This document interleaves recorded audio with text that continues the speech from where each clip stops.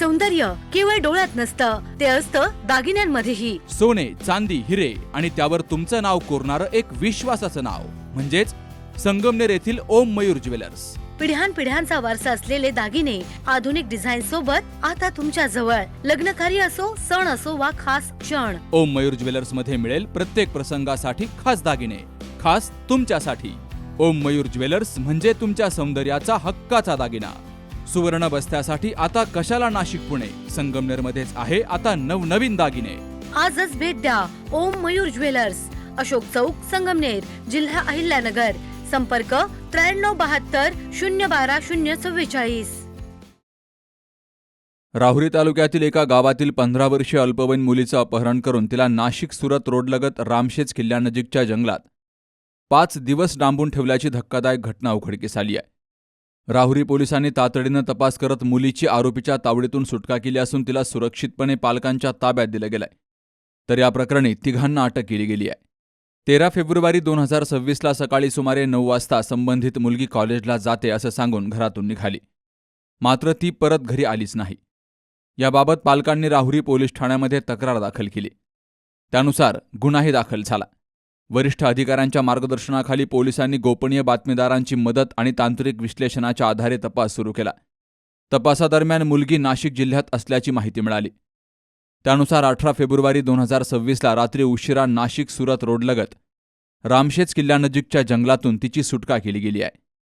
या प्रकरणी मुख्य आरोपी मुख्तार हैदर पठाण वय वर्ष 18, त्याला मदत करणारा कौसर हैदर पठाण वय वर्ष 22 आणि आकाश शरद संसारे वय वर्ष 19 यांना अटक केली गेली आहे.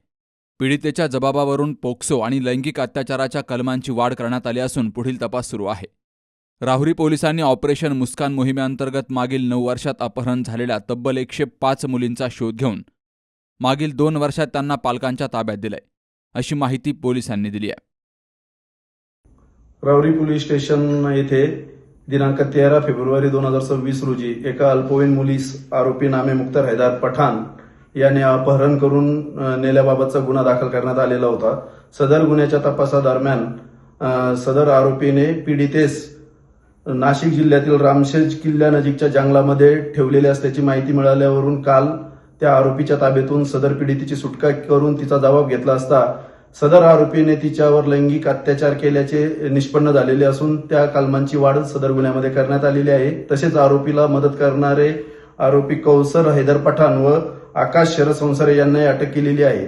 पुढील तपास माननीय पोलीस अधीक्षक श्री सोमनाथ गार्गे साहेब, अप्पर पोलीस अधीक्षक श्री सोमनाथ वाकचौरे साहेब, उपविभागीय पोलीस अधिकारी श्री जयदत्त भौरसाहेब यांच्या मार्गदर्शनात राहुरी पोलीस स्टेशनचे पोलीस उपनिरीक्षक वाघमारे करत आहे. पोलीस निरीक्षक संजय ठेंगे यांच्या नेतृत्वाखाली गणेश वाघमारे, इफ्तेकार सय्यद, चांदभाई पठाण, प्रमोद ढाकणे, सतीश कुऱ्हाडे, नदीम शेख यांनी ही कारवाई केली आहे. तर तपासामध्ये राजू जाधव, राहुल यादव, सूरज गायकवाड, विकास साळवे, गणेश लिपणे, सचिन ताजने, महिला हेड कॉन्स्टेबल राधिका कोहकडे, वंदना पवार यांनी सहाय्य केलं. या गुन्ह्याचा पुढील तपास गणेश वाघमारे आणि इफ्तेकार सय्यद हे करतायत.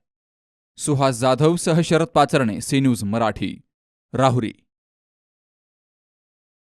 आपल्या डोळ्यांची काळजी घेणारं पोखरकर नेत्रालय आता नवीन ठिकाणी सुसज्ज आणि अद्ययावत स्कायलाइट मल्टी स्पेशालिटी हॉस्पिटलमध्ये.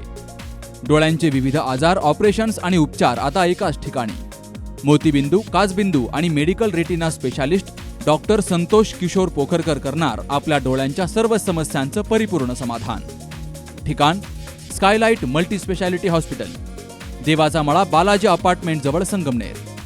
संपर्क 02425 29 91 90 आणि 8108 17 63 65.